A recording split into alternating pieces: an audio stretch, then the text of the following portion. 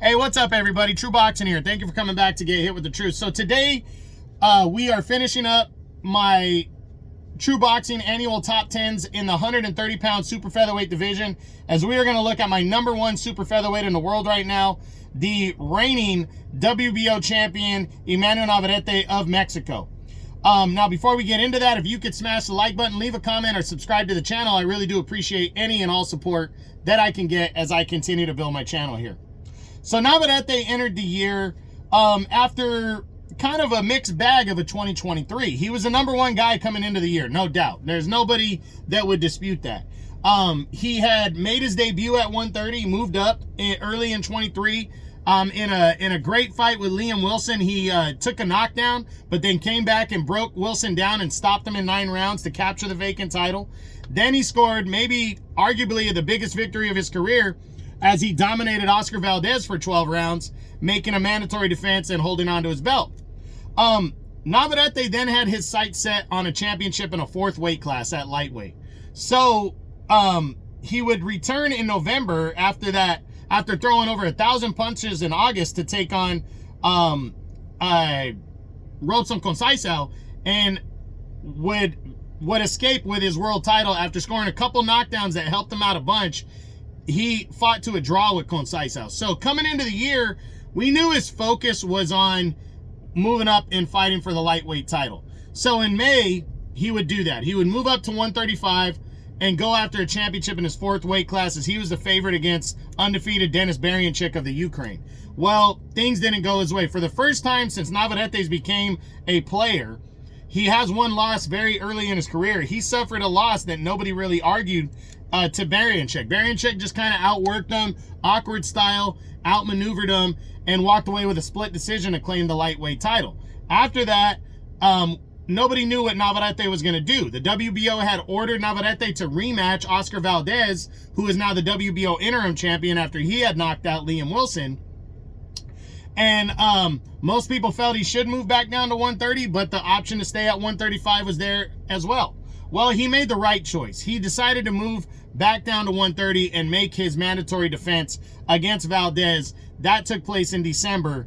And a lot of people felt, after a rocky performance against Conceição,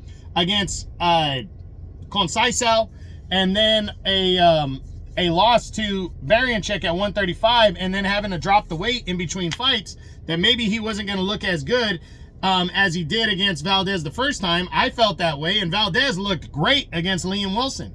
But Navarrete put all doubters to bed as he destroyed Oscar Valdez. Valdez was competitive in the rounds, but Navarrete came out strong, powerful, knocked Valdez down, and ended up stopping him in the 6th round to retain his WBO title and leave no doubt who the king of the 130-pound division is. So a great ending to the year. Even though he only fought one time at 130, he stakes his claim as the number one guy for a 2nd straight year. He went coast to coast with the belt. Now he enters 2025, and what is coming his way? He's 39-2 with 32 knockouts, and surprisingly, he's only 29 years old.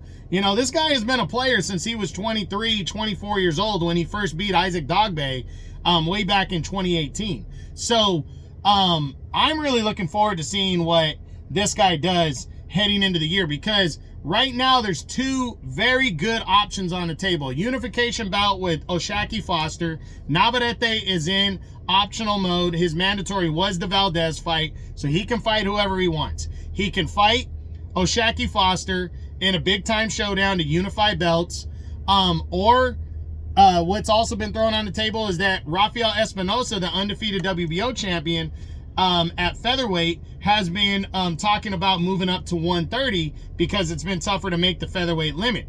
And that's an all-Mexican showdown. I like both fights. On a fight-to-fight basis, I would rather see him fight Espinosa. But as a boxing fan, because I want unifications, I want to see him fight Foster. And I really think Navarrete needs to start adopting the plan of becoming undisputed, because it goes such a long way for a fighter. To become the undisputed champion in any weight class, you become a superstar, you know, and it means more money, bigger fights, and I think Navarrete needs to go for it. And if he does, he's still at the young age that unifying belts now, even if he just gets started by winning one title, it'll be significant. And then he can add on from there, and maybe in 26, his goal can be undisputed. And then in 27, he'll only be 31 years old. He can maybe move up to lightweight and as the undisputed champ and go after a championship in a 4th weight class then. But it's more dollars, it's more cents, and it's more legacy added on. So for me, I think Navarrete, it's really in his control. Can he unify belts this year? Absolutely. He could do it next against Foster. Will he? I don't know. But either way, he's going to be in some good fights. He's the top dog in the division. And honestly, it's his division to lose. If he loses to Foster, he's no longer the top dog. If he beats him, he's absolutely the top dog. He'll have 2 belts.